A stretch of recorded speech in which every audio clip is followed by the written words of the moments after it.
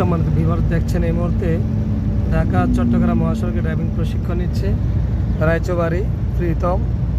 রায়চৌ গ্রামের প্রীতম এই মুহূর্তে ঢাকা হাইওয়ে রোডে ড্রাইভিং প্রশিক্ষণ নিচ্ছে, আপনারা দেখছেন।